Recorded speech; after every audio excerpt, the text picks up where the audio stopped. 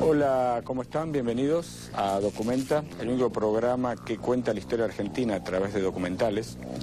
Hoy lo que te vamos a contar es una historia que tiene que ver con la década del 70.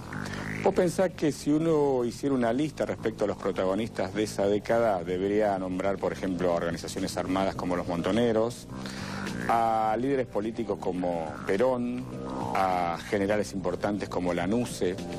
Pero hay un personaje muy particular del que vamos a hablar a lo largo de la próxima hora, que tiene que ver con el poder y con el dinero. Me refiero a un banquero de origen judío llamado David Graeber, que tuvo mucho que ver, mucho que ver con los Montoneros, por un lado, con los medios de comunicación, por ejemplo, La Opinión de Jacobo Timerman, y con los militares. Vos te estarás preguntando, pero ¿qué personaje de la década del 70 pudo armar una trama de poder tan profunda que pudiera vincular estos factores de poder? Porque en definitiva, militares y montoneros eran factores que pujaban entre sí. Sin embargo, David Graeber pudo hacer esta suerte de milagro. Entonces lo que vas a ver a continuación es un documental exclusivo que tiene que ver con lo que te estaba contando, con el poder, con las finanzas, con los secuestros, con los medios de comunicación, con la iglesia, con las Fuerzas Armadas. Todo esto girando alrededor de un personaje clave de la década del 70, David Graeber.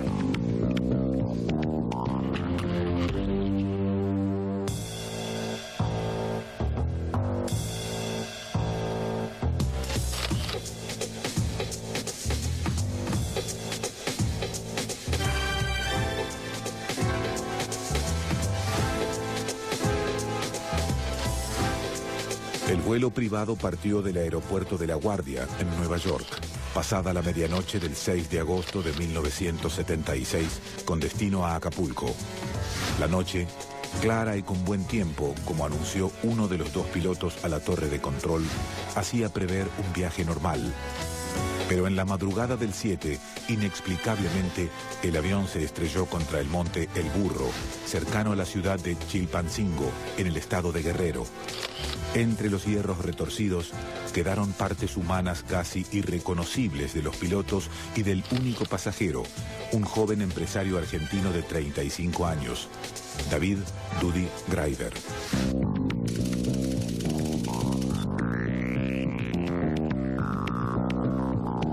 Un personaje típicamente argentino, un yuppie de los 60.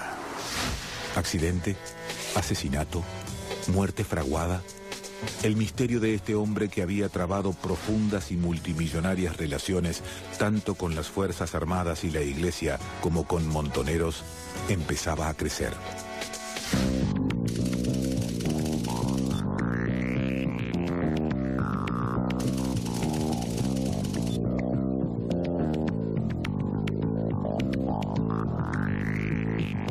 Cualquier persona que lo haya conocido a David Graeber y que sepa la relación que tenía con su única hija, tiene que saber que si se hubiese querido autodesaparecer, se hubiese hecho desaparecer con María Sol.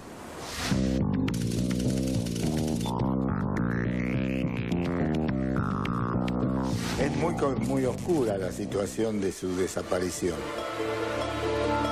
Porque lo pueden haber bajado del avión, la CIA, ¿no? Como diciendo, la vas a pagar, o fue simulado y él desapareció.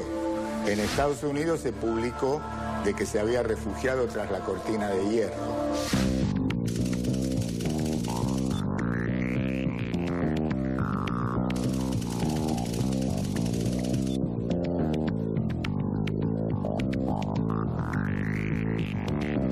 Tengo la certeza que David no hubiera hecho ningún simulacro de muerte ni por 17, ni por 50, ni por 100 millones de dólares. Fue un hombre que corrió desesperadamente en la vida. Y tuvo la muerte que correspondía a esa carrera desesperada, desenfrenada. Se estrelló con el avión. David Graeber era hijo de un matrimonio de polacos judíos que escaparon del nazismo y se radicaron en la ciudad de La Plata. Allí, luego de un difícil comienzo como vendedor ambulante, su padre, Juan, logró transformarse en un importante hombre del mundo inmobiliario. David fue el primer hijo, Isidoro el segundo, pero sería David quien tomaría las riendas del negocio familiar.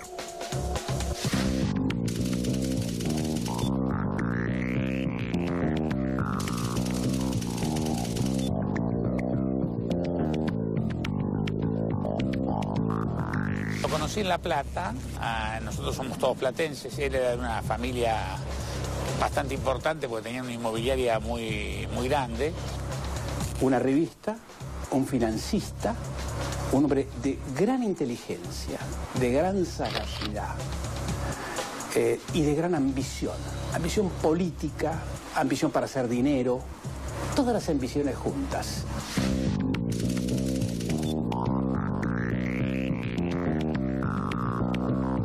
Rudy no se le podía decir me gusta tal cosa porque te la regalaba instantáneamente, ¿no? Un día le dije, qué linda corbata que tenés. Sí, y me obligó a que me la llevara. Era un gordito simpático, seductor y capaz de todo. Él empezó a noviar con Lidia cuando Lidia era muy joven, entonces que Lidia es mi hermana. Y entonces ahí empezó la relación y lo conocí a Dudy, lo conocí platense.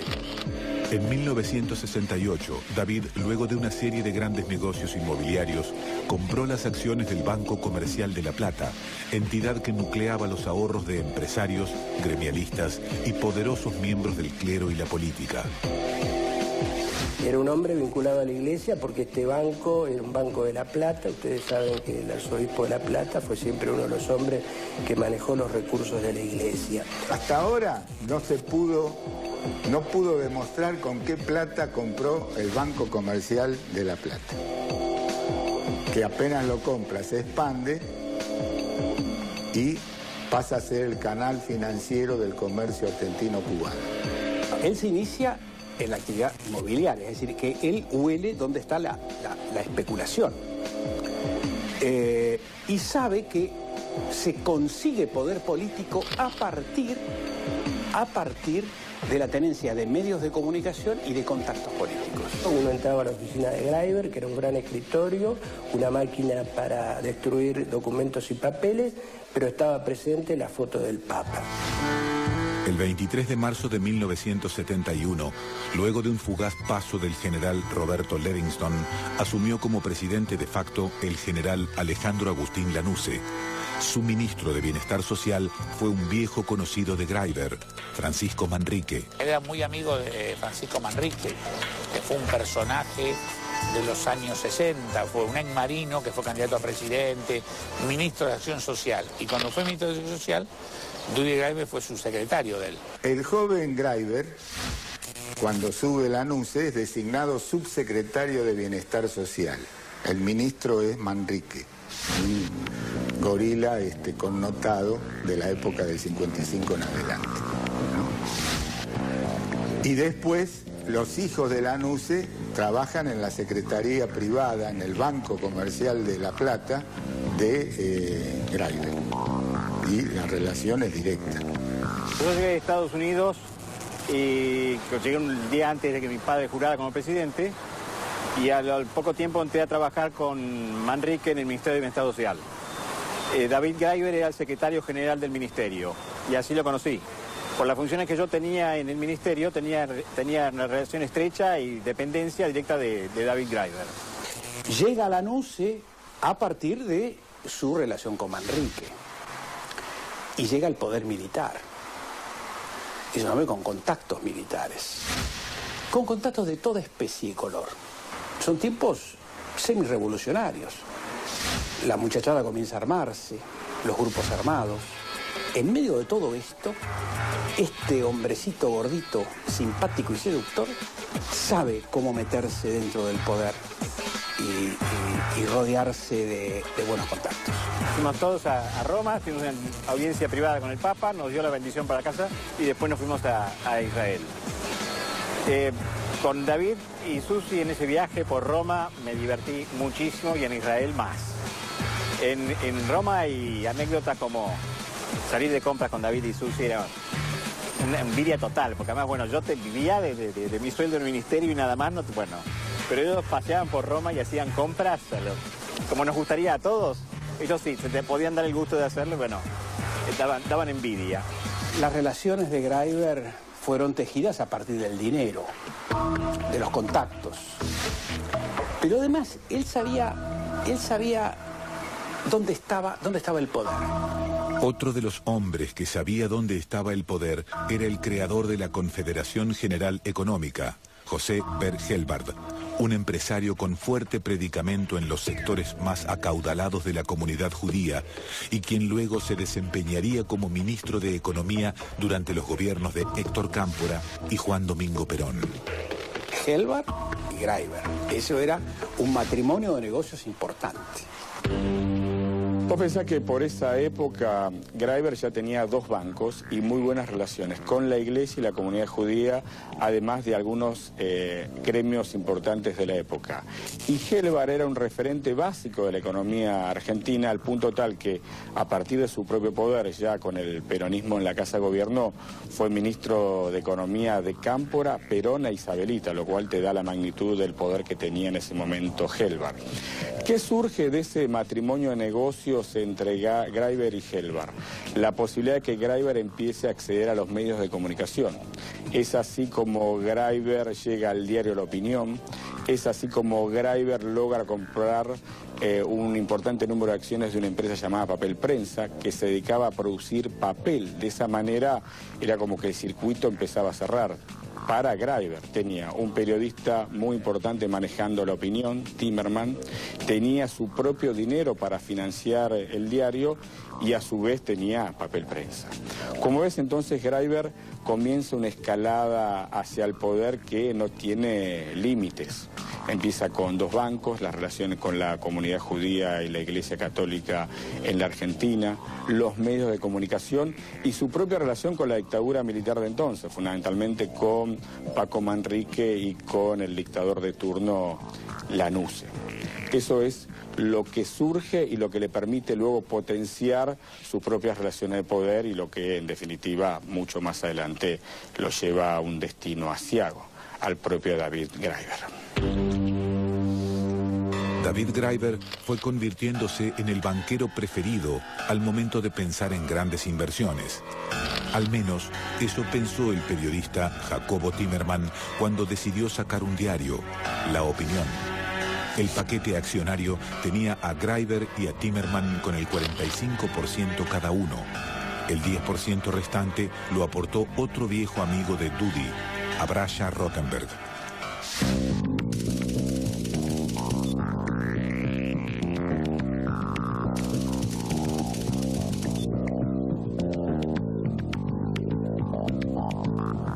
Jacobo quería editar un diario, lo editó, necesitaba apoyo económico, hasta ahí todo bien, hasta ahí todo legítimo. Resulta poco creíble imaginar que un hombre de la astucia y de la picardía y del mundo de Jacobo, y le digo Jacobo porque lo traté personalmente y mucho, pudiera ignorar que David Greiber era un pillo, era un pícaro, era un hombre que efectivamente jugaba y apostaba muy fuerte en el mundo de las finanzas y que de algún lado saldría ese dinero. Yo me hago cargo de la sección Economía y recuerdo que cobraba, cuando estábamos en la calle San Martín cobrábamos en el banco de Greiber. Se sabía, era una especie de intenso rumor entre todos nosotros que Greiber era el verdadero dueño de La Opinión. En el caso concreto de La Opinión, Greiber fue el banquero de Jacobo Timerman, fue el hombre que acercó a través de sus emprendimientos bancarios en la ciudad de La Plata parte de la factibilidad para la salida del diario La Opinión en 1971. Yo creo que en el fondo Greiber no solamente era el dueño de La Opinión, creo que eran Greiber y Helbard los dueños de La Opinión. Yo voy a decir más. David Greiber fue el financista de la revista Nuevo Hombre. La revista Nuevo Hombre fue una revista revolucionaria de la que yo participé como columnista entre 1971 y 1972. Y era una revista que patrocinaba la convergencia o la fusión de las diferentes entidades guerrilleras. peronistas o no peronistas. También financió una revista de historia, dirigida por Félix Luna, la Gaceta de la Historia.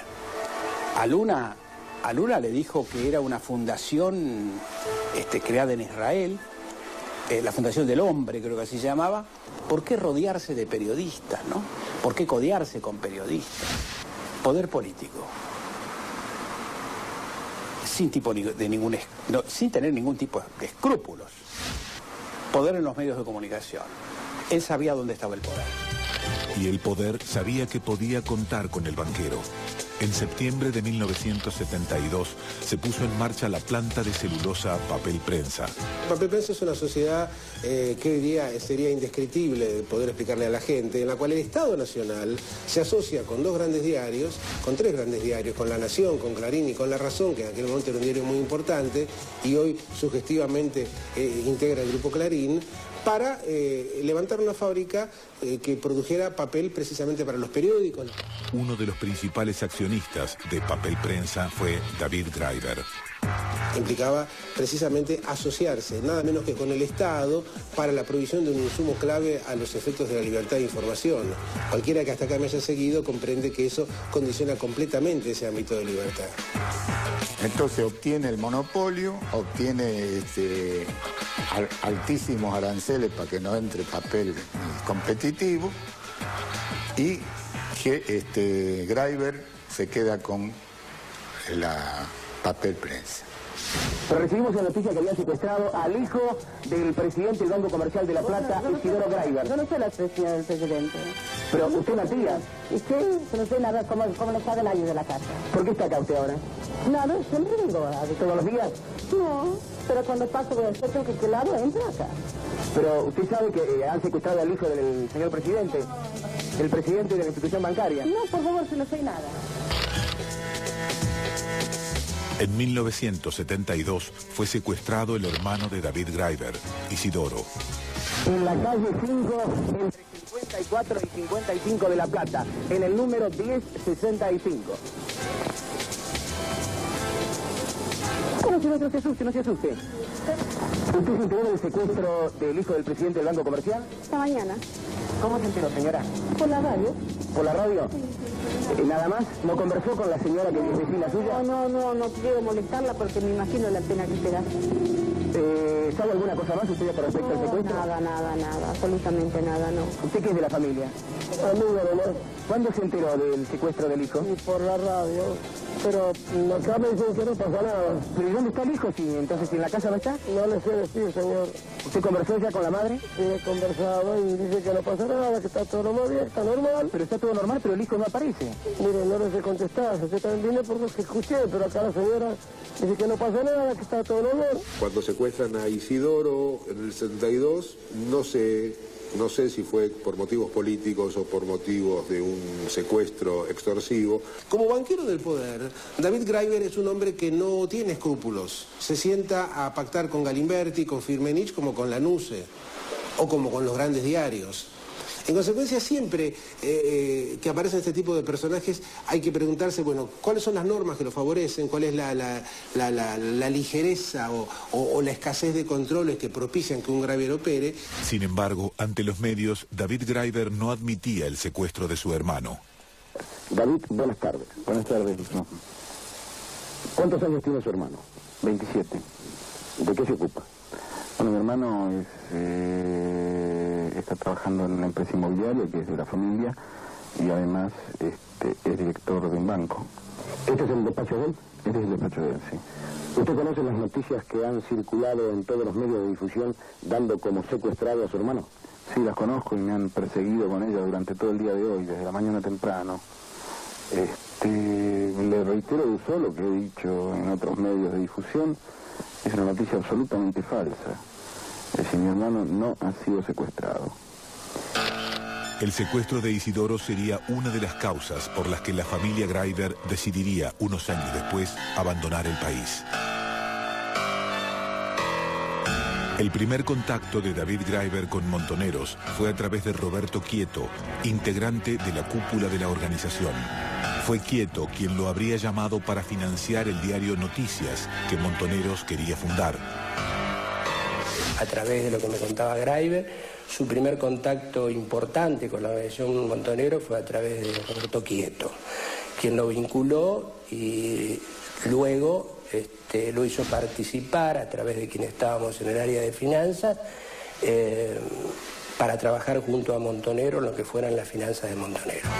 Y de alguna manera Graiber era un muchacho que ponía huevos en diferentes canastas. En Papel Prensa, en La Opinión, en Nuevo Hombre, en Montoneros. En ese momento Graiber no era que recibía dinero en Montoneros, era exactamente al revés. Fue uno de los hombres que colaboró con la organización Montoneros en las etapas difíciles. Graiber era un hombre que vivía en la mentira, de manera intensa y efectiva, a tal punto que toda su familia, que queda involucrada y sufre endemoniadamente por las cosas malas que hizo David, no sabía nada de sus compromisos financieros, entre ellos los compromisos financieros con Montoneros. Graiber mantenía absoluta reserva sobre su relación con la organización Montoneros y la innumerable cantidad de negocios que habrá tenido, al igual que en Montonero o con Montonero. La figura de Graiber hay que entenderla efectivamente en el marco de lo que eran los 70s, una época de mucha exasperación y sobre todo de lo que yo llamo mucho relativismo. ¿Qué es el relativismo? Las normas, las leyes, los criterios eran todos ajustables en función del momento histórico. La violencia, el manejo de fondos ilícitos, la sensación de que todo vale, todo eso es los 70. Graiber era un hombre absolutamente dinámico, con una gran capacidad de trabajo, que decía siempre dos cosas: estoy dispuesto a colaborar en todo aquello que no sea ni narcotráfico ni tráfico de armamentos. Es decir, sus límites estaban dados por solamente esas dos cosas. Creo que no se comprende David Graiber y la utilización de una estructura bancaria al servicio de operaciones absolutamente clandestinas, si no se comprende que el marco de la época prácticamente fomentaba, estimulaba o toleraba ese tipo de irregularidades.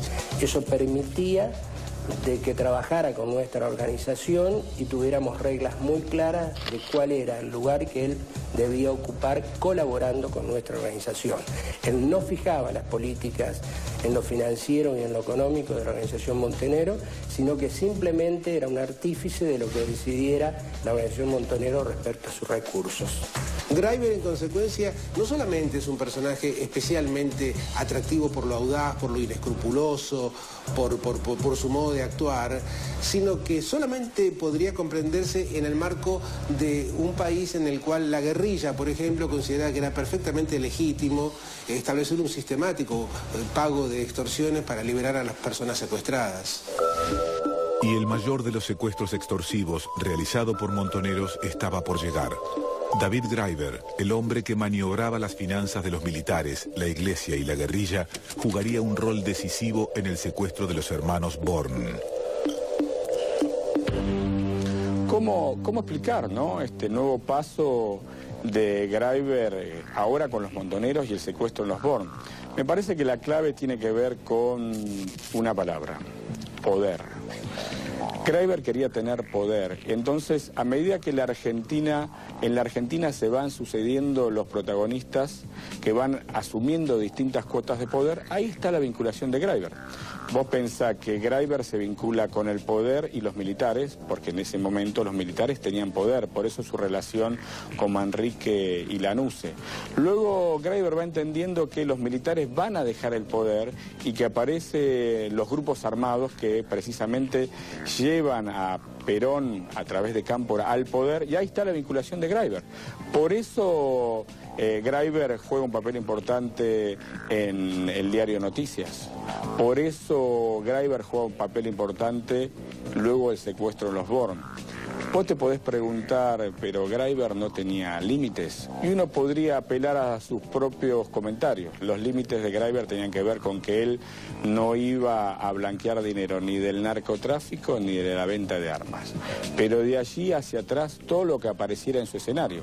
Por eso jugó con importantes obispos, con la comunidad judía, con los militares y con los montoneros. Nos vamos a ir a una tanda y cuando volvemos, la segunda parte de esta historia de un banquero que quería el poder, David Graiber. Segundo bloque de la edición de Documenta de hoy vinculada a la historia del banquero David Graeber. Vos pensás que este banquero de origen judío no tuvo ningún problema en relacionarse con aquellos que tenían su cuota de poder en esa época y que le permitían a él tener mayor cuotas de poder. De esa manera se vinculó con la comunidad judía, con la Iglesia Católica, con los sindicatos, con los militares y hasta con los montoneros. Vos pensás que al principio tuvo una relación con los montoneros vinculada a los medios de comunicación a través de un guerrillero montonero llamado Roberto Quieto. Logró establecer una relación que le permitió editar un medio, el diario Noticias. Luego esa relación se profundizó al punto tal que cuando se produce el secuestro de los hermanos Born, David Graeber tiene mucho que ver. Para que tengas el contexto en su total dimensión, cuando los montoneros deciden secuestrar a los hermanos Born, la empresa Born tenía muchísimo poder, muchísima influencia. Era la principal empresa de la Argentina. Una empresa asentada aquí, pero que exportaba granos y sus derivados a todo el planeta. Tenía millones y millones de dólares de ganancia. Y en ese contexto los montoneros deciden secuestrar a los Born para empezar a financiarse de otra manera, pronosticando que en los próximos tiempos Montoneros no iba a tener tanta influencia e iba a necesitar mucha plata para mantener sus estructuras activas. Los montoneros secuestran a los Born, piden 100 millones de dólares. Finalmente la familia Born negocia y paga 60 millones de dólares. De esos 60 millones de dólares, David Graeber logra blanquear 17 millones de dólares en Suiza. Fíjate qué papel importante, clave, tuvo David Graeber en este secuestro. Y a partir de allí, otros hechos tan importantes como estos vinculados a lo que es la hipótesis documental. Un banquero que prácticamente no tenía límites y que ataba relaciones de poder con los que aparecían a su paso precisamente para tener él mayores cuotas de poder. Entonces, a continuación vas a ver la segunda parte de este documental exclusivo que cuenta la historia de David Graeber, un banquero vinculado con el poder y un protagonista clave de la década del 70. Nacido a la sombra de las actividades inmobiliarias de su padre, David Graeber fue solventando su posición mediante la compra de entidades bancarias en el país y en el extranjero, y la indudable capacidad de relacionarse con los personajes más poderosos del país, políticos, militares, eclesiásticos, periodísticos. Los aires de cambio con los que arrancaron los años 70 también lo tendrían como figura central. Recuerdo muy bien que aquel banquito que él había comprado en Nueva York era un banco de lo que hoy llamaríamos impresentable. Un banco sin ventanillas tenía en Nueva York. Un banco sin ventanillas. Fue lo que me sorprendió cuando llegué a sus oficinas en Nueva York.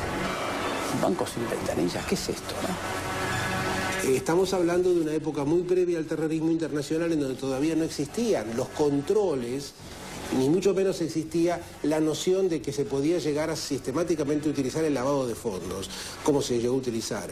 Graeber era un lavador de fondos, él lavó los fondos de los montoneros. David Graeber manejaba todo un emporio por sí solo. Sus relaciones eran diversas. Es un hombre que solía recorrer en 7 días más tiempo arriba de un avión que en tierra, manejando todos sus negocios en diferentes lugares del mundo. Entonces era un personaje típico de los años 60 y 70, donde, por ejemplo, Jorge y Juan Born eran dueños de la empresa más importante de la Argentina en ese momento, que era Bunker y Born. Era 1974. Juan Domingo Perón había regresado al país, logrado su tercera presidencia y muerto en pleno mandato. Su esposa Isabel se había hecho cargo del poder. Y mientras las Fuerzas Armadas preparaban un nuevo golpe de Estado, Montoneros puso su mira en los hermanos Jorge y Juan Born. El 19 de septiembre de 1974, Jorge y Juan Born salieron de su mansión en un Ford Falcon. Juan Carlos Pérez, uno de sus empleados, era el chofer. A su lado, vigilando la ruta, iba Alberto Bosch, primo de los hermanos. Detrás de ese auto marchaba la custodia, otro Falcon con 2 policías. La operación Mellizas se puso en marcha.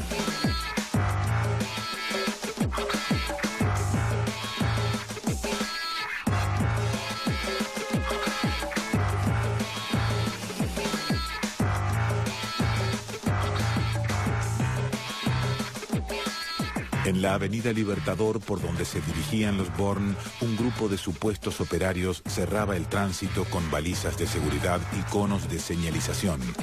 El chofer tomó la calle San Lorenzo y se desvió luego por Ada Elflame, en el barrio de Olivos, para bordear la vía. Sobre Elflame, varios operarios trabajaban en los postes telefónicos. En una camioneta estacionada en la calle Acasuso, esperaban el jefe guerrillero Rodolfo Galimberti y otros 2 montoneros. Cuando el Falcon de los Born llegó a la esquina, la camioneta se incrustó contra el flanco delantero del auto.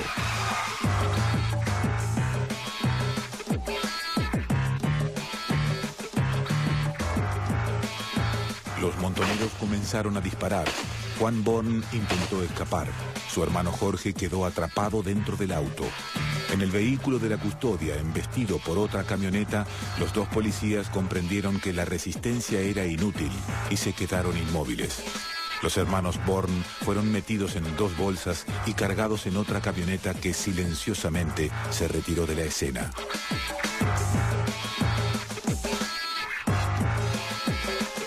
El primer paso de la operación Mellizas había terminado y comenzaron las tratativas para la liberación de los empresarios. Montoneros pidió $100 millones. Luego de una tensa negociación, Jorge Born, padre, y la cúpula guerrillera acordaron un pago de $60 millones. Greiber tiene una participación posterior a la operación de los Born. Esto ocurre porque la organización no consultaba con nadie extraño a la organización sus operaciones.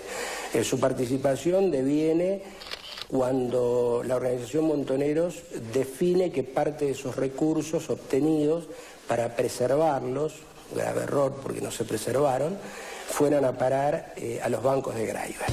No me extrañaría que le haya estado manejando dinero a la subversión, pero sí, en esa época nadie preguntaba, a nivel finanzas, grandes finanzas, los orígenes de los dineros. Y a David Greiber le llevaron, creo que fueron $60 millones para que los manejara a través de los 2 bancos que tenía acá en el país y 2 bancos que tenía fuera del país. Pero la policía descubrió uno de los pagos y la operación estuvo a punto de caer. El dinero fue restituido a la empresa Bunge & Born. Entre los negociadores acordaron que el último pago se haría en un sitio más seguro, Suiza. Ese dinero que recibió Greiber fueron $17 millones que se recibió del último cobro que se realizó en Ginebra, en Suiza, después que había fracasado la operación acá en la Argentina, y Montonero decide, por una razón de seguridad, recibir el dinero en Ginebra. Los dólares fueron depositados en la Unión de Banque Suisse y el Credit Suisse. Fue todo cobrado en billetes de $2, recuerdo que eran cantidades inimaginables, ocupaban seguramente una habitación 4x5 en la propia Ginebra, Suiza. Greiber debía encargarse de trasladar la fortuna a Estados Unidos y blanquearla. Luego de eso fue entregado a través de uno de los bancos de Greiber, del Travel Bank, del que él estaba vinculado, para que luego fueran llevados a Estados Unidos. Greiber prometió a Montoneros una triangulación perfecta para despistar a la policía. Pero lo que Montoneros no sabía era que Greiber pagaría solo los intereses de la fortuna. A los pocos días del depósito, en marzo de 1975, David Greiber sufrió un intento de secuestro. Se mencionó al Ejército Revolucionario del Pueblo como un posible ejecutor del hecho. Y aunque esa participación se desmintió rápidamente, Greiber decidió mudarse a los Estados Unidos, junto a quien entonces era su mujer, Lidia Papaleo. En el 75 el resto de mi familia se va, digamos, la familia mía, mi hermana y Dudy Greiber y mi madre y mi padre en bastante tiempo se fueron a vivir a Estados Unidos porque Dudy evidentemente temió alguna cosa, como temía muchos empresarios de rapto, ese tipo de cosas que podía estar vinculado a la guerrilla. Eran momentos muy especiales, de a un sector de la sociedad estaba inseguro. Bueno, él era un hombre vinculado a Helvar, a Timerman, tenía una excelente relación con el Estado de Israel y obviamente con gran parte de la comunidad judía que estaba en Estados Unidos. Eso evidentemente favoreció las relaciones de Greiber con la gente del Tesoro de Estados Unidos. Es decir, El emporio Greiber tenía asentamiento en tantos lugares que era lógico que en un momento dado hiciera pie en Estados Unidos. En diciembre de 1975 tuvo lugar otro importante secuestro por parte de montoneros. Hay montoneros, procede a detener a uno de los gerentes de Metz, creo que era el apellido, de Mercedes-Benz, y exige una serie de requisitos para su liberación, pero fundamentalmente se mencionaba todo lo que la demanda de los trabajadores sostenían en ese momento. Y aplicaba una multa que osciló en alrededor de 8 o 9 millones de dólares a Mercedes-Benz para restituir en libertad a su gerente. La persona elegida para blanquear el dinero fue nuevamente David Greiber. Pero dos hechos signarían la vida del banquero. Uno fue la detención el 28 de diciembre de 1975 de Roberto Quieto, uno de los líderes de montoneros que había conectado a Greiber con la organización. Este es un dirigente muy importante que lo detienen muy extrañamente en Vicente López, en Olivos, en la playa esa, una playa de Olivos. Lo detienen, está con la familia, lo detienen. Se dice que Quieto vivió y habló, se dice. Y lo torturaron y después lo mataron. El otro hecho fue la clausura del diario La Opinión, del que Greiber era su principal accionista. Yo fui secretario de prensa y difusión del gobierno constitucional y Greiber era el principal dueño de La Opinión. Yo me acuerdo que el diario La Opinión jugaba a favor del golpe brutalmente a fines del 75, muy duramente. A favor del golpe, vendiendo la imagen del desorden del gobierno constitucional, etc. Yo me acuerdo que yo lo clausuré, siendo yo secretario de prensa, ministro del Interior, y me llamó Dudy Greiber y me dijo, che, dice, pero clausuraste el diario. Sí, yo dice, pero el diario es mío, ahí me enteré. Las relaciones de poder en la época que estamos tratando tenían mucho de secreto. Vos pensás que Papaleo y Greiber no solo eran familiares, sino que eran amigos. Y Papaleo no sabía que el diario pertenecía a Dudy Greiber. También ahí hay que hacer un pequeño paréntesis de cómo era la relación ya en esa época entre Timerman, que manejaba el diario La Opinión, y el propio Greiber. Lo cierto es que Greiber para esa época ya no estaba en la Argentina, había sufrido un intento de secuestro a principios de 1975 y había decidido partir. Estaba viviendo en esa época en los Estados Unidos.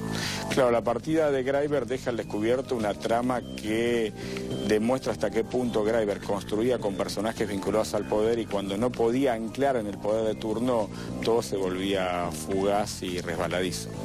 Greiber deja la Argentina en 1975 y ya no vuelve más.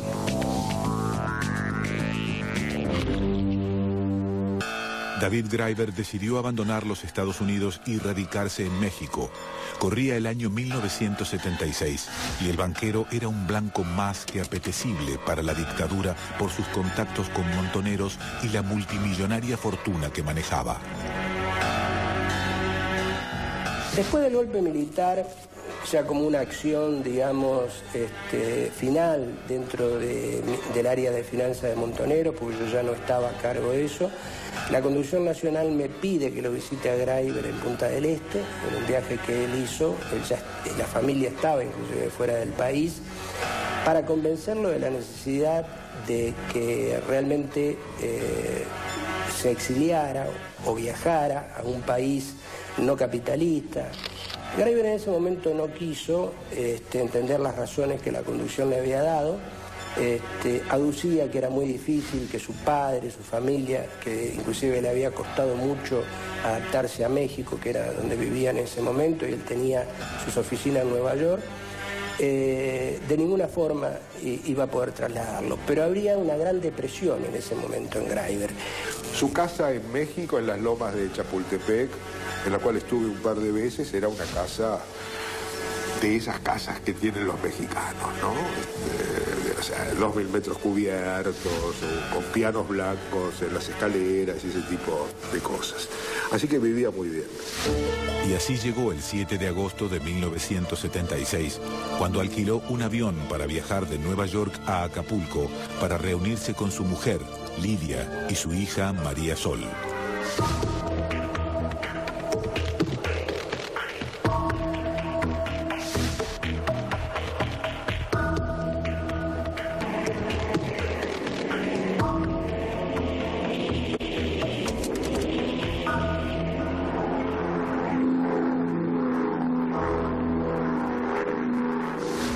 antes de ir a Nueva York, en una comida en casa de Dudy, nos invita a pasar ese fin de semana a Acapulco, todos. Íbamos a ir en ese mismo avión, creo que era un Cessna Citation, y al mediodía o algo así nos enteramos que se había estrellado. Yo creo que ese vuelo entre Nueva York y México tuvo realmente un mal final y que ahí perdió su vida Graeber. Creo que Graeber murió y murió en su ley. Creo que fue al día siguiente que acompañé a Isidoro, que tuvo que ir a reconocer los restos. Salió demudado, destruido. Me contó Isidoro que lo único que había visto era un pedazo de torso y que lo reconoció porque Dudy era muy peludo, era un mono, y entonces vio ese torso que era el de Dudy. Fue el único dato porque fueron los únicos restos que habían quedado. Una tardecita me encuentro a Lidia, a Isidoro y a María Sol, devastados por la muerte de Dudy. Nos sentamos en un banco mientras los chicos jugaban y allí Lidia me dijo que iban a regresar a Buenos Aires la semana siguiente a limpiar el nombre de Dudy, a limpiar la memoria de Dudy, porque ya se había lanzado aquí una campaña despiadada, los militares habían lanzado una campaña despiadada de él. Y yo me quedé muy azorado, entonces le dije, pero ¿cómo es que vuelven? ¿Con qué garantías? Y tanto Lidia como Isidoro me dijeron, bueno, hablamos por teléfono con Suárez Mason y con Macera y nos aseguraron que nos van a tratar bien. Yo le dije, ustedes están locos. La familia Graeber sufrió horrores. Los familiares de él tuvieron el peor de los destinos a manos de la dictadura militar. Y eso me sigue provocando, específicamente hablo de la familia Papaleo, como también de la familia Graeber, me sigue provocando una enorme indignación. Ha habido mujeres violadas, hombres humillados, hombres torturados, porque además Graeber era judío. Faltaba decir esto, Graeber era judío. La madre de Graeber, los presos la reconocen como... tenía que limpiar los baños. El padre de Graeber, torturado. El hermano Isidoro, torturado. E incriminados dentro de una campaña terriblemente antisemita. Terriblemente antisemita. Bueno, se cayó el imperio, justamente, porque lo que todo el mundo siempre decía era que Dudy tenía toda la información en su cabeza, que no tenía nada escrito ni nada archivado. Entonces, cuando el avión de Dudy se pega el montañazo, ya llegando a México DF, toda esa información se pierde. Y supongo, entiendo, deduzco, que los acreedores comienzan a reclamar sus acreencias. A partir de la muerte de Graeber, Montonero evidentemente intenta recuperar esos 17 millones. Pero Graeber manejaba esto como una cuestión muy personal. Seguramente Rubinstein, hombre de suma confianza de Graeber, un cuadro financiero pero a la vez un cuadro político, formado en la izquierda del Partido Comunista, muere en la tortura en manos del general Camps, y eso hace de que sea prácticamente imposible la recuperación de esos fondos. La supuesta inversión que hicieron los montaneros en el grupo es, digamos, es parte del secreto que se llevó él, porque además Helber muere inmediatamente, digamos, con lo cual los dos protagonistas de un pedazo de la película están muertos. Y del otro lado, yo nunca tuve, yo la verdad, yo me he encontrado con Firmenich, me he encontrado mientras vivía con Galimberti y nunca ellos me contaron ni me dijeron nada de esas relaciones. El 8 de marzo de 1977, Juan Graeber fue secuestrado por miembros de la policía bonaerense vestidos de civil. El 14 de marzo de 1977, otro grupo de tareas se llevó a Lidia Papaleo, quien fue torturada y violada en su cautiverio por el comisario Miguel Etchecolatz. El 17 de marzo de 1977 fueron detenidos Isidoro Graeber y su madre. El dinero de Montoneros que manejó David Graeber jamás apareció. La justicia todavía no pudo determinar cuál fue el verdadero final de David Graeber. Estamos terminando esta nueva edición Documenta y la pregunta básica respecto al caso Graeber no tiene una respuesta fundamentalmente respaldada en hechos judiciales. Porque la pregunta es, ¿Graiver está muerto o está vivo? Todos aquellos que reconocieron el cuerpo, sus familiares, dicen que está muerto, que Graiver murió en ese accidente de aviación. Ahora, si vos te remitís a las constancias judiciales, no hay ningún hecho concreto en el expediente mexicano que te permita asegurar que esa persona que aparece incinerada entre los restos del avión es Graiver. Al margen de esta discusión que en definitiva oscurece el final de Graiver, lo cierto es que Graiver fue un personaje clave en la década del 70. Fue un personaje interesante, inteligente, muy entrador, que supo moverse en su tiempo. Entendió que si él se disponía a colocar en el mercado dinero que venía de distintas actividades, aquellos que tenían poder lo iban a respaldar en sus propios negocios. Comprendió el valor de la cultura y de la información, por eso respaldó proyectos mediáticos, La Opinión de Timerman, el diario Noticias de Miguel Bonazo, la compra de las acciones de Papel Prensa. Y después, con su caída y la dictadura militar, su familia de verdad la pasó muy pero muy mal. La dictadura militar se centró en la familia Graiver, en la familia Papaleo, y cometió atrocidades como las que se conocen que hizo la dictadura militar encabezada en su momento por el general Videla. Graiver fue un producto de su tiempo, un reflejo de una época que hoy algunos lo miran con cierta nostalgia, pero lo cierto, hay que decirlo, Graiver no tenía límites. Negoció con los militares y negoció con los montoneros, dos factores de poder que se contraponían en la década del 70. Chao, hasta la semana que viene.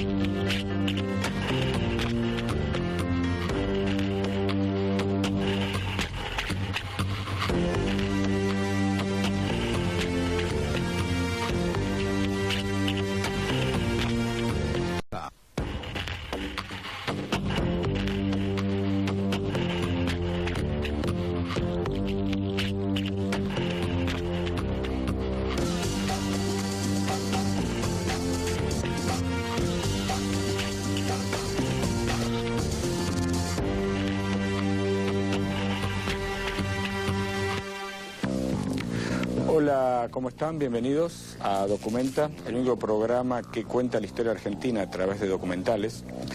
Hoy lo que te vamos a contar es una historia que tiene que ver con la década del 70.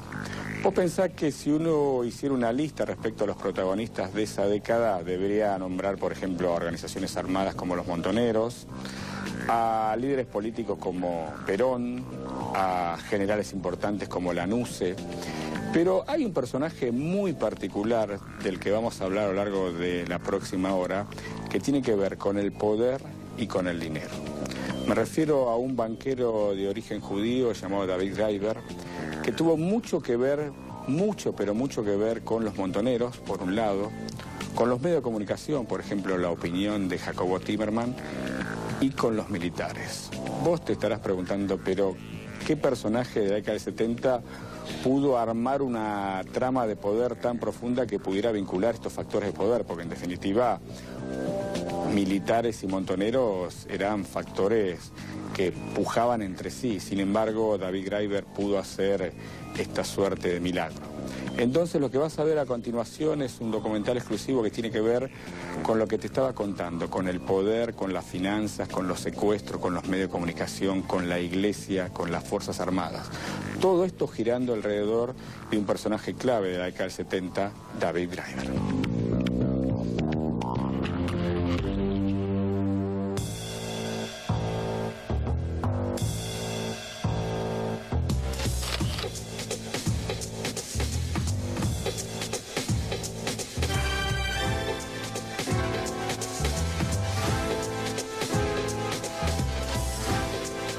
vuelo privado partió del aeropuerto de La Guardia, en Nueva York, pasada la medianoche del 6 de agosto de 1976, con destino a Acapulco. La noche, clara y con buen tiempo, como anunció uno de los dos pilotos a la torre de control, hacía prever un viaje normal. Pero en la madrugada del 7, inexplicablemente, el avión se estrelló contra el monte El Burro, cercano a la ciudad de Chilpancingo, en el estado de Guerrero. Entre los hierros retorcidos quedaron partes humanas casi irreconocibles de los pilotos y del único pasajero, un joven empresario argentino de 35 años, David "Dudy" Graeber.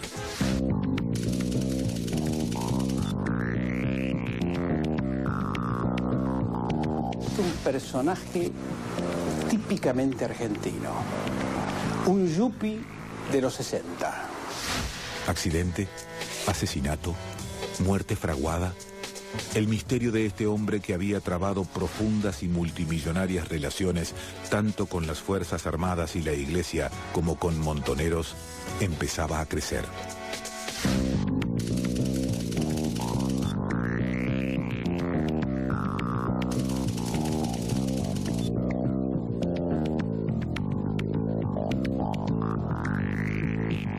Cualquier persona que lo haya conocido a David Graeber y que sepa la relación que tenía con su única hija, tiene que saber que si se hubiese querido autodesaparecer, se hubiese hecho desaparecer con María Sol.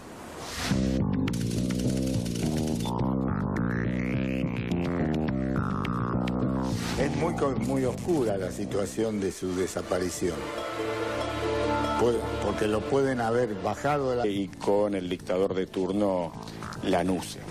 Eso es lo que surge y lo que le permite luego potenciar sus propias relaciones de poder y lo que en definitiva mucho más adelante lo lleva a un destino aciago, al propio David Graeber.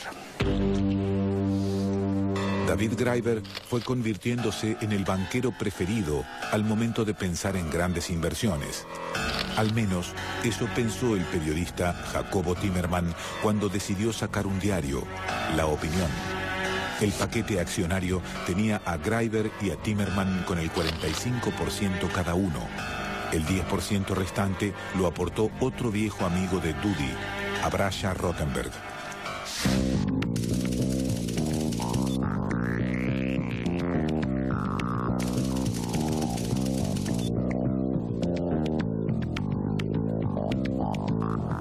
Jacobo quería editar un diario, lo editó, necesitaba apoyo económico, hasta ahí todo bien, hasta ahí todo legítimo. Resulta poco creíble imaginar que un hombre de la astucia y de la picardía y del mundo de Jacobo, y le digo Jacobo porque lo traté personalmente y mucho, pudiera ignorar que David Graeber era un pillo, era un pícaro, era un hombre que efectivamente jugaba y apostaba muy fuerte en el mundo de las finanzas y que de algún lado saldría ese dinero. Yo me hago cargo de la sección Economía. Y recuerdo que cobraba, cuando estábamos en la calle San Martín, cobrábamos en el banco de Graeber. Se sabía, era una especie de intenso rumor entre todos nosotros que Graeber era el verdadero dueño de La Opinión. En el caso concreto de La Opinión, Graeber fue el banquero de Jacobo Timerman, fue el hombre que acercó a través de sus emprendimientos bancarios en la ciudad de La Plata parte de la factibilidad para la salida del diario La Opinión en 1971. Yo creo que en el fondo Graeber no solamente era el dueño de La Opinión, creo que eran Graeber y Hellman los dueños de La Opinión. Yo voy a decir más. David Graeber fue el financista de la revista Nuevo Hombre.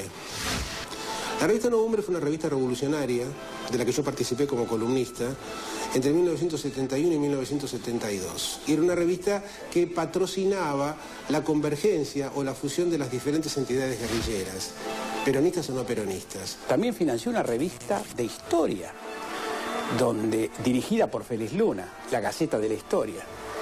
A Luna le dijo que era una fundación creada en Israel, la Fundación del Hombre, creo que así se llamaba. ¿Por qué rodearse de periodistas, no? ¿Por qué codearse con periodistas? Poder político. Sin tener ningún tipo de escrúpulos. Poder en los medios de comunicación. Él sabía dónde estaba el poder. Y el poder sabía que podía contar con el banquero. En septiembre de 1972 se puso en marcha la planta de celulosa Papel Prensa. Papel Prensa es una sociedad que hoy día sería indescriptible poder explicarle a la gente, en la cual el Estado Nacional se asocia con dos grandes diarios, con tres grandes diarios, con La Nación, con Clarín y con La Razón, que en aquel momento era un diario muy importante, y hoy sugestivamente integra el Grupo Clarín, para levantar una fábrica que produjera papel precisamente para los periódicos. Uno de los principales accionistas de Papel Prensa fue David Graeber. Implicaba precisamente asociarse, nada menos que con el Estado, para la provisión de un insumo clave a los efectos de la libertad de información. Cualquiera que hasta acá me haya seguido comprende que eso condiciona completamente ese ámbito de libertad. Entonces obtiene el monopolio, obtiene altísimos aranceles para que no entre papel competitivo, y que Graeber, avión, la CIA, ¿no? Como diciendo, la vas a pagar, o fue simulado y él desapareció. En Estados Unidos se publicó de que se había refugiado tras la cortina de hierro.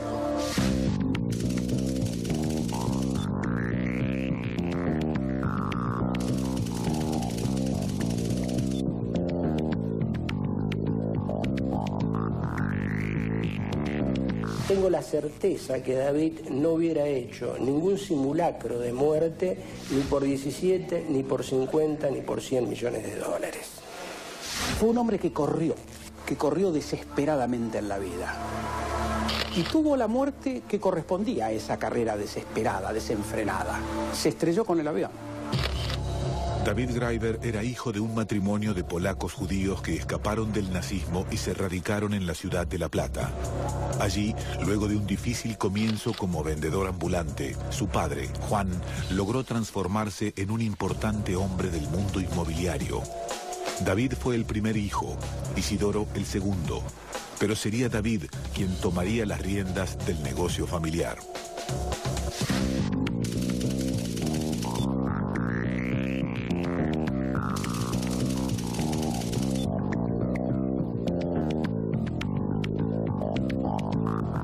Lo conocí en La Plata, nosotros somos todos platenses, él era de una familia bastante importante porque tenía una inmobiliaria muy grande.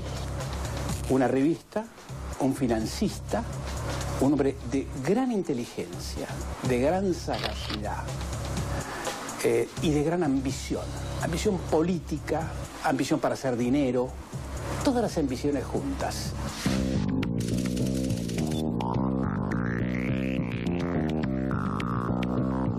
Rudy no se le podía decir me gusta tal cosa porque te la regalaba instantáneamente, ¿no? Un día le dije, qué linda corbata que tenés. Corbata, sí, y me obligó a que me la llevara. Era un gordito simpático, seductor y capaz de todo. Él empezó a noviar con Lidia cuando Lidia era muy joven. Entonces era que Lidia es mi hermana. Y entonces ahí empezó la relación y lo conocí a Dudy. Lo conocí platense. En 1968, David, luego de una serie de grandes negocios inmobiliarios, compró las acciones del Banco Comercial de La Plata, entidad que nucleaba los ahorros de empresarios, gremialistas y poderosos miembros del clero y la política. Era un hombre vinculado a la iglesia porque este banco era un banco de La Plata. Ustedes saben que el arzobispo de La Plata fue siempre uno de los hombres que manejó los recursos de la iglesia. Hasta ahora no pudo demostrar con qué plata compró el Banco Comercial de La Plata. Que apenas lo compra, se expande y pasa a ser el canal financiero del comercio argentino-cubano. Él se inicia en la actividad inmobiliaria, es decir, que él huele dónde está la especulación. Y sabe que se consigue poder político a partir de la tenencia de medios de comunicación y de contactos políticos. Uno entraba a la oficina de Graeber, que era un gran escritorio, una máquina para destruir documentos y papeles, pero estaba presente la foto del Papa. El 23 de marzo de 1971, luego de un fugaz paso del general Roberto Livingston, asumió como presidente de facto el general Alejandro Agustín Lanusse. Su ministro de Bienestar Social fue un viejo conocido de Greiber, Francisco Manrique. Era muy amigo de Francisco Manrique, que fue un personaje de los años 60, fue un ex marino que fue candidato a presidente, ministro de Acción Social. Y cuando fue ministro de Acción Social, Dudi Greiber fue su secretario de él. El joven Greiber, cuando sube Lanusse, es designado subsecretario de Bienestar Social. El ministro es Manrique, un gorila connotado de la época del 55 en adelante, ¿no? Y después los hijos de Lanusse trabajan en la secretaría privada, en el Banco Comercial de La Plata de Greiber. Y la relación es directa. Yo llegué a Estados Unidos y llegué un día antes de que mi padre jurara como presidente y al poco tiempo entré a trabajar con Manrique en el Ministerio de Bienestar Social. David Greiber era el secretario general del ministerio y así lo conocí. Por las funciones que yo tenía en el ministerio, tenía una relación estrecha y dependencia directa de David Greiber. Llega Lanusse a partir de su relación con Manrique y llega al poder militar. Es un hombre con contactos militares, con contactos de toda especie y color. Son tiempos semi-revolucionarios. La muchachada comienza a armarse, los grupos armados. En medio de todo esto, este hombrecito gordito, simpático y seductor, sabe cómo meterse dentro del poder y rodearse de buenos contactos. Fuimos todos a Roma, tuvimos una audiencia privada con el Papa, nos dio la bendición para casa y después nos fuimos a Israel. Con David y Susi en ese viaje por Roma me divertí muchísimo y en Israel más. En Roma hay anécdotas como salir de compras con David y Susi, era una envidia total, porque además, bueno, yo vivía de mi sueldo en el ministerio y nada más, pero ellos paseaban por Roma y hacían compras, como nos gustaría a todos. Ellos sí, se te podían dar el gusto de hacerlo, bueno, daban envidia. Las relaciones de Greiber fueron tejidas a partir del dinero, de los contactos. Pero además, él sabía dónde estaba el poder. Otro de los hombres que sabía dónde estaba el poder era el creador de la Confederación General Económica, José Berg-Helbard, un empresario con fuerte predicamento en los sectores más acaudalados de la comunidad judía y quien luego se desempeñaría como ministro de Economía durante los gobiernos de Héctor Cámpora y Juan Domingo Perón. Helbard y Greiber. Eso era un matrimonio de negocios importante. Vos pensás que por esa época Greiber ya tenía dos bancos y muy buenas relaciones con la iglesia y la comunidad judía, además de algunos gremios importantes de la época. Y Helbard era un referente básico de la economía argentina, al punto tal que a partir de su propio poder, ya con el peronismo en la Casa de Gobierno, fue ministro de Economía de Cámpora, Perón e Isabelita, lo cual te da la magnitud del poder que tenía en ese momento Helbard. ¿Qué surge de ese matrimonio de negocios entre Greiber y Helbard? La posibilidad de que Greiber empiece a acceder a los medios de comunicación.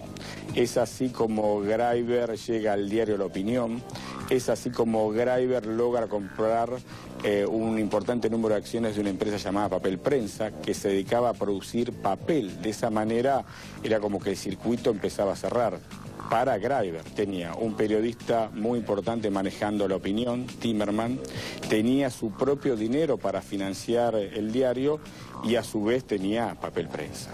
Como ves, entonces Greiber comienza una escalada hacia el poder que no tiene límites. Empieza con dos bancos, las relaciones con la comunidad judía y la Iglesia Católica en la Argentina, los medios de comunicación y su propia relación con la dictadura militar de entonces, fundamentalmente con Paco Manrique. Se queda con la Papel Prensa. Pero recibimos la noticia que habían secuestrado al hijo del presidente del Banco Comercial de La Plata, Isidoro Greiber. Yo no sé la expresión del presidente. Pero usted la tía. ¿Y qué? No sé nada, como no sabe nadie de la casa. ¿Por qué está acá usted ahora? Nada, siempre vengo a... ¿Todos los días? No, pero cuando paso por el centro que lado entra acá. Pero usted sabe que han secuestrado al hijo del señor presidente. el presidente de la institución bancaria. No, por favor, si no soy nada. En 1972 fue secuestrado el hermano de David Graeber, Isidoro. En la calle 5, entre 54 y 55 de La Plata, en el número 1065. No se asuste, no se asuste. ¿Usted se enteró del secuestro del hijo del presidente del Banco Comercial? Esta mañana. ¿Cómo se enteró, señora? Por la radio. ¿Por la radio? ¿Nada más? ¿No conversó con la señora que es vecina suya? No quiero molestarla porque me imagino la pena que será. ¿Sabe alguna cosa más usted con respecto al secuestro? Nada, absolutamente nada, no. ¿Usted qué es de la familia? Amigo, ¿no? ¿Cuándo se enteró del secuestro del hijo? Y por la radio. Pero acá me dicen que no pasa nada. ¿Pero y dónde está el hijo? Entonces, ¿si en la casa no está? No le sé decir, señor. ¿Usted conversó ya con la madre? Sí, he conversado y dice que no pasa nada, que está todo normal, está normal. Pero está todo normal, pero el hijo no aparece. Mire, no le sé contestar. Yo también vine por lo que escuché, pero acá la señora dice que no pasa nada, que está todo normal. Cuando secuestran a Isidoro en el 72, no sé si fue por motivos políticos o por motivos de un secuestro extorsivo. Como banquero del poder, David Graeber es un hombre que no tiene escrúpulos. Se sienta a pactar con Galimberti, con Firmenich, como con Lanusse, o como con los grandes diarios. En consecuencia, siempre que aparecen este tipo de personajes hay que preguntarse, bueno, ¿cuáles son las normas que lo favorecen? ¿Cuál es la ligereza o la escasez de controles que propician que un Graeber opere? Sin embargo, ante los medios, David Graeber no admitía el secuestro de su hermano. David, buenas tardes. Buenas tardes. ¿Cuántos años tiene su hermano? 27. ¿De qué se ocupa?